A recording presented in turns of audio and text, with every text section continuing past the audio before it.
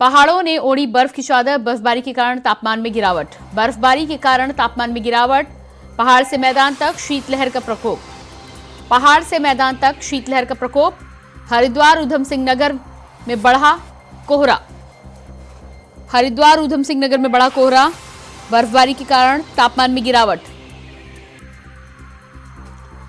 बर्फबारी के कारण तापमान में गिरावट, पहाड़ से मैदान तक शीतलहर का प्रकोप।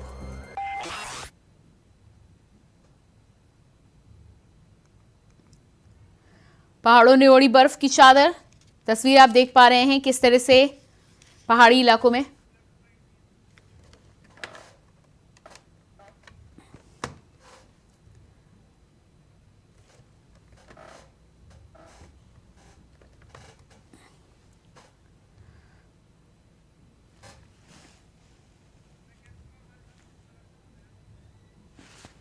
और इसी खबर पर हमारे साथ देहरादून से संवाददाता अभय कैथुरा लाइव जुड़ चुके हैं। जी अभय, जिस तरह से तस्वीरें भी हम अपने दर्शकों को दिखा रहे हैं, हरिद्वार उधम सिंह नगर में कोहरा बढ़ने की वजह से और पहाड़ी इलाकों में सफेद चादर दिखाई दे रही है, क्या कुछ माहौल आप देख पा रहे हैं? अगर हम पूरे उत्तराखंड की अगर हम बात करते हैं तो पूरा उत्तराखंड में जो मौसम का मिजाज जो बदला हुआ इस समय नजर आ रहा है। पहाड़ों पर लगातार बर्फबारी यहाँ पर हो रही है, चाहे आपका उत्तरकाशी का क्षेत्र हो, चमोली का क्षेत्र हो या पिथौरागढ़ की ऊंची पहाड़ियां हो, रुद्रप्रयाग के ऊंची पहाड़, यहाँ पर मौसम का जो तापमान है वो लगातार यहाँ पर गिर रहा है। पहाड़ी क्षेत्रों में कह सकते हैं कि लगभग 3500 ऊंचाई मीटर से अधिक के जो ऊंचाई वाले जो क्षेत्र है वहां पर हल्की बर्फबारी शुरू हो चुकी है। कई जगहों पर मौसम का हिमपात, यहाँ पर पहला हिमपात है। और चमोली जैसे क्षेत्र में जहाँ पर बुग्याल है वहां पर ये कह सकते हैं कि अब तक 2 हिमपात यहाँ पर हो चुके हैं। अब इसके चलते कह सकते हैं कि जो लगातार पहाड़ों पर बर्फ गिर रही है उसके चलते मैदानों में जो ठिठुरन है वो यहाँ पर बढ़ने लगी है।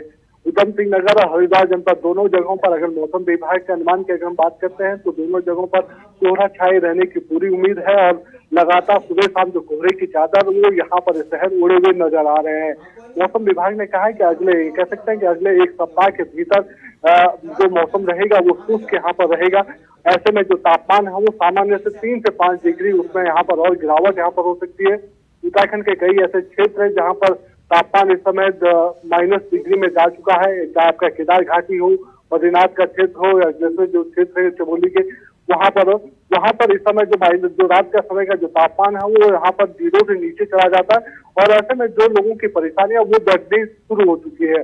उत्तरकाशी और चमोली 2 ऐसे जनपद है जहाँ पर इस समय कह सकते हैं कि जब मौसम यहाँ पर सर्द का मौसम होना शुरू होता है, मौसम बदल होता है तो वहाँ पर जो बर्फ की चादर ओढ़नी, बर्फ पड़नी शुरू होती है तो वहाँ पर जो कई ऐसे गांव हैं जिनका जिला मुख्यालयों से संपर्क कर जाता है। तो इसलिए जिला प्रशासन जो ज्यादा एहतियात बरतने के निर्देश यहाँ पर देंगे, सतर्कता बरतने के निर्देश देंगे। जो खाद्य आपूर्ति जो सामान है वो भी यहाँ पर बरकरार रहे उन क्षेत्रों में जहाँ पर हिमपात ज्यादा होता है। इसके अलावा जो शहरी जो क्षेत्र है, जैसा आप नगर निगम के क्षेत्र कह सकते हैं, नगर पालिका के क्षेत्र कह सकते हैं, नगर पंचायतें जो है वहाँ पर अलाव या दूसरी जो सुविधाएं उन सुविधाओं को दुरुस्त करने के लिए जिला प्रशासन को निर्देशित किया जा चुका है, जिसके लिए बजट आवंटित हो चुका है और ऐसे में जनता को कोई परेशानी इस सर्द मौसम में ना हो उसकी समय रहते उचित व्यवस्था, उचित प्रबंध करने के लिए निर्देश भी दिए जा चुके हैं।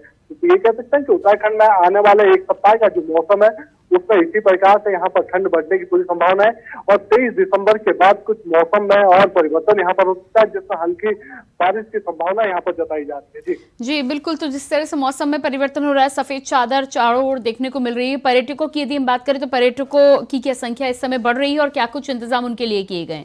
बिल्कुल, उत्तराखंड के जो हिल स्टेशन है, आप जैसे कह सकते हैं कि चमोली का औली जो क्षेत्र है, टिहरी के जो ऊंचे जो क्षेत्र है, चाहे आपका धनोल्टी का क्षेत्र हो या उत्तरकाशी के जो क्षेत्र है जहाँ पर बर्फबारी बढ़ती है या रुद्रप्रयाग के जो बुग्याल है वहाँ पर जो सैलानियों का आने का जो सिलसिला है वो शुरू हो चुका है।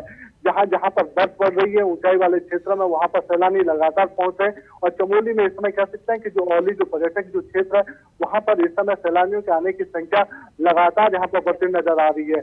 और आपके जितना आप कह सकते हैं राजधानी मसूरी का वहां पर भी लगातार सैलानियों के आने का सिलसिला शुरू हो चुका है और अभी तक ये कह सकते हैं कि जैसे जैसे मौसम बदल रहा है, जैसे मौसम का पूर्वानुमान जारी हो रहा है कि इस साल के अंत तक यानी दिसंबर के अंतिम सप्ताह में बर्फबारी यहाँ पर हो सकती है। तो ऐसे में सैलानियों ने अभी से ही अपनी एडवांस बुकिंग करनी शुरू कर चुकी है, यानी पहाड़ों की ओर सैलानियों का रुख हो चुका है जो उत्तराखंड के पर्यटन उद्योग के लिए बड़ा महत्वपूर्ण समझा जा सकता है और आने वाले दिनों में इसके सकारात्मक परिणाम भी होंगे। लेकिन जिस प्रकार से ठंड बढ़ रही है, ऐसे में स्थानीय प्रशासन को भी सावधानियां बरतने के लिए कहा गया है ताकि आम जनता की परेशानियां बढ़े ना, उन परेशानियों का हल निकाला जा सके।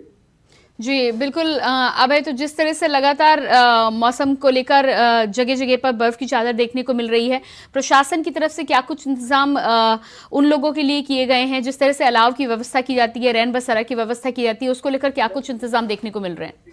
देखिए, नगरीय क्षेत्रों में कह सकते हैं कि जो रैन बसेरों की स्थिति है उसको समय रहते सुदृढ़ करने के लिए कहा गया, व्यवस्थित करने के लिए कहा गया, ताकि वहां पर जो लोग रात के समय रहते हैं उनको किसी प्रकार की परेशानियों का सामना न करना पड़े उन लोगों को।